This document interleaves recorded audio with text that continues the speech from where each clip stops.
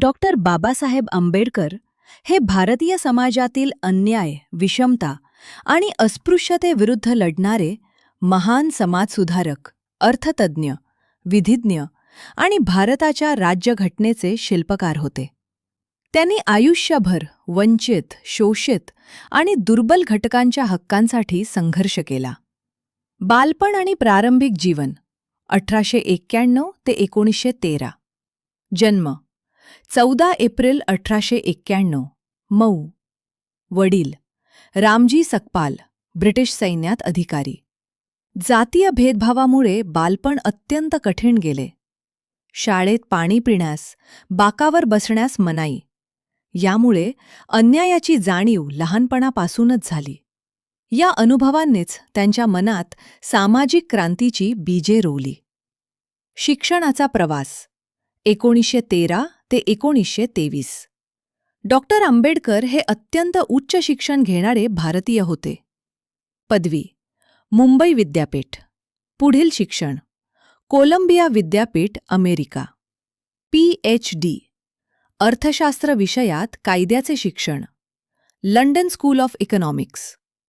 त्यांनी जगातील विविध राज्यघटना आणि समाजव्यवस्थेचा सखोल अभ्यास केला. समाजसुधारक म्हणून कार्य 1924 ते 1940. प्रमुख चळवळी बहिष्कृत हितकारिणी सभा 1924. दलितांच्या शिक्षणासाठी व हक्कांसाठी स्थापना. महाड चौदार तळे सत्याग्रह 1927. महाड सत्याग्रह पाणी पिण्याचा समान हक्क मिळवण्यासाठी लढा. काळाराम मंदिर प्रवेश आंदोलन 1930. काळाराम मंदिर प्रवेश आंदोलन या चळवळींनी सामाजिक समतेसाठी मोठा पाया घातला. राजकीय भूमिका आणि संघर्ष.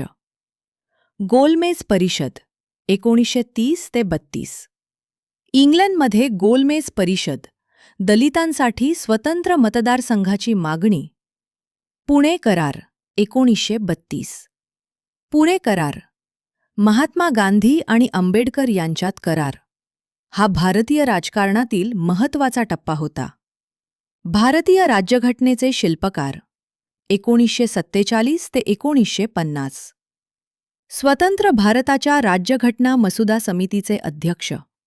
26 नोव्हेंबर 1949 रोजी भारतीय राज्यघटना स्वीकारली.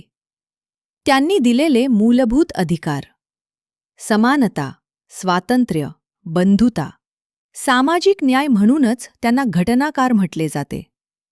त्यांनी लिहिलेली प्रमुख पुस्तके: annihilation of caste, the Buddha and his Dhamma, who were the Shudras, the untouchables.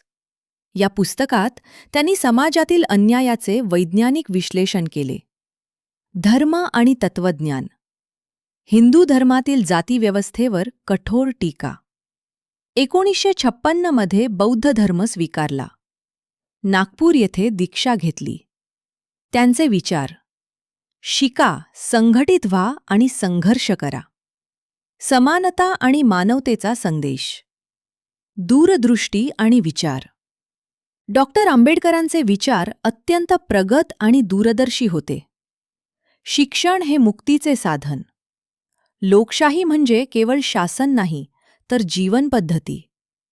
आर्थिक समता आवश्यक. स्त्रियांच्या हक्कांवर भर. शेवटचा काळ आणि निधन. निधन 6 डिसेंबर 1956, दिल्ली. त्यांना 1990 मध्ये भारतरत्न पुरस्कार. डॉक्टर बाबासाहेब आंबेडकर हे केवळ एका समाजाचे नव्हे, तर संपूर्ण मानवजातीचे मार्गदर्शक होते. त्यांनी आयुष्यभर अन्यायाविरुद्ध लढा देत समतेचा मार्ग दाखवला. आज त्यांच्या 135व्या जयंतीनिमित्त आपण त्यांच्या विचारांचा अंगीकार करून सामाजिक समता, शिक्षण आणि बंधुता यासाठी कार्य करणे हीच खरी त्यांना आदरांजली ठरेल.